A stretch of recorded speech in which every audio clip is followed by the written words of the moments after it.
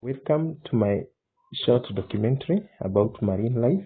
I'm Emily Lolois. I'll be taking you through it to understand the features of various creatures that live beyond and beneath the water.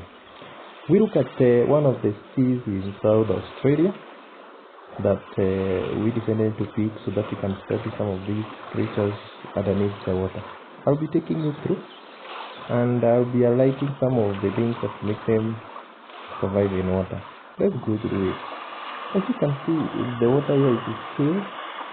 Normal businesses are still beginning during the day, and we shall dive inside the water with our cameras so that we can see some of these creatures like fish, turtles, and others. Here, if my camera can be able to show you clearly, you can see some species of fish, colored ones that look very beautiful, swimming, enjoying the currents of the water. And we believe these species come in different types. And you can see here there is a blue species, looks like blue if I'm not wrong.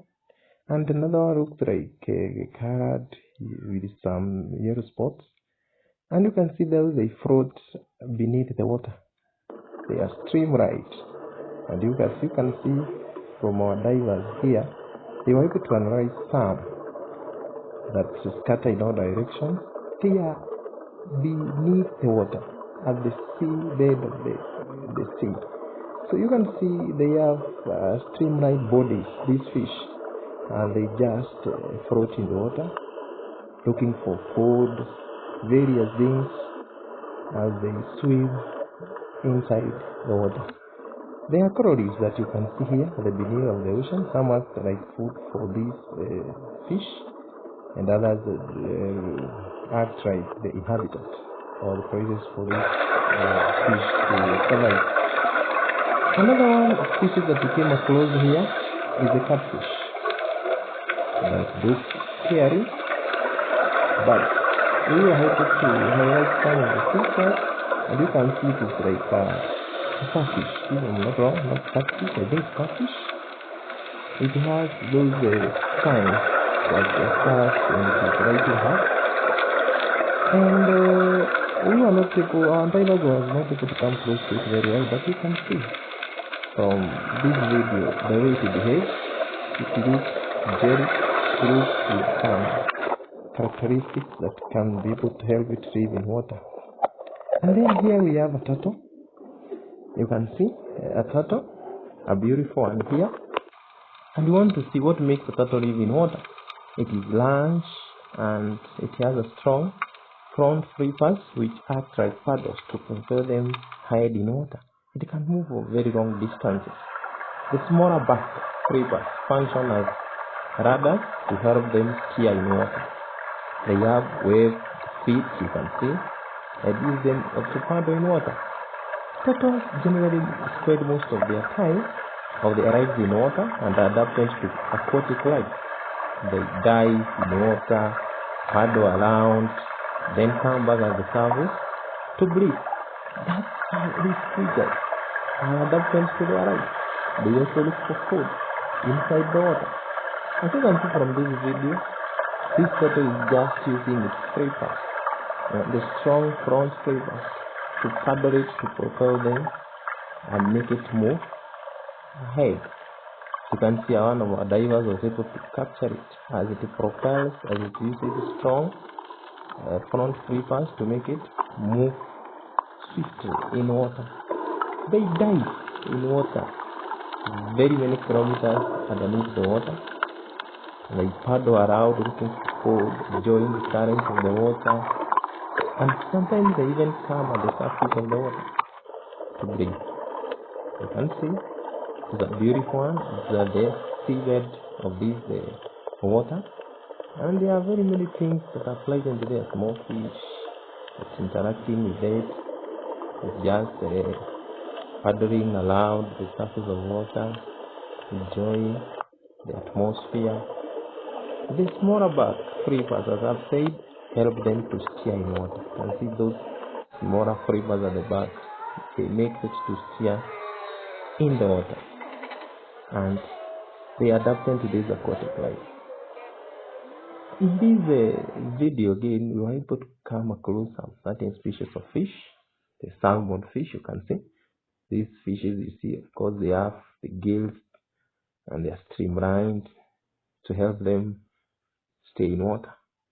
And you can see the aquatic life is very well characterized to these features. They have to move with these the streamlined bodies. They move also against the current of the water, and it helps them a lot to survive in the water. Remember, these fish again, they spend most of the time at the bottom of the sea, of the ocean. This type of fish is rare to find them at the surface of water, but they like living in cages at the beneath of the water. That's the inhabitant of this type of fish. And as you can see, these fishes also live in groups.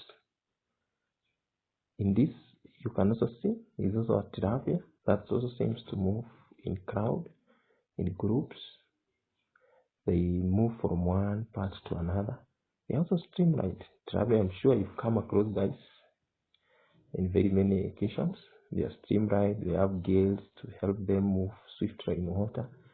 They move from one part of the water to another one, looking for fresh oxygen, food. And without forgetting, guys, we also came across this type of fish, the shark. It's also a predator, it's also a type of fish. And this shark, you can see their body tappers point at both the snout and the tail, reducing water resistance as it moves. Also, these sharks, their rivers produce squalene, a fatty oil that helps them to remain afloat in water. These sharks generally can live with other type of fish, but remember, they also feed on them. Their pectoral line allows them to quickly change direction, dive in water very fast, change direction, and swim upwards, especially when they sense potential food. Sharks have several means of sensing their prey. For example, their inner ears perceive nearby movement when it is just moving around, and lateral lines. This abnormal movement around their ears and their lateral lines might signal to the shark that there is a presence of potential food.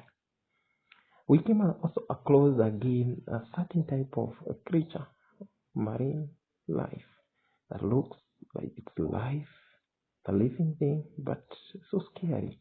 I believe it is also adapted to aquatic life, and was found at the bottom of this aquatic water at the sea level. You can see at this environment only certain species of fish survive. You can see there's no tilapia, there's no shark. It's only limited to a certain species, and it has also some characteristics. These fish have also some characteristics that also make them to survive, but not different from other fishes, because you can see they are streamlined. I believe there's good species because you can see they are colored. They also have gills. They also move against the water current. And something that maybe I can also emphasize about the shark that we came across at the seabed is that these sharks, most of their time, they remain afloat, and they are also found at the deep sea of the water. Also, the turtle here, you can see, I also said before, they have their front fibers are very strong and large, and also make them to propel. It helps the turtle to propel ahead in water. The smaller back fibers, as I said, in this turtle you can see, it is very short, and it makes them to remain afloat, to steer it, to bring the balance. And see the turtle is very friendly. Thanks for watching. I believe you enjoyed my short documentary. Great.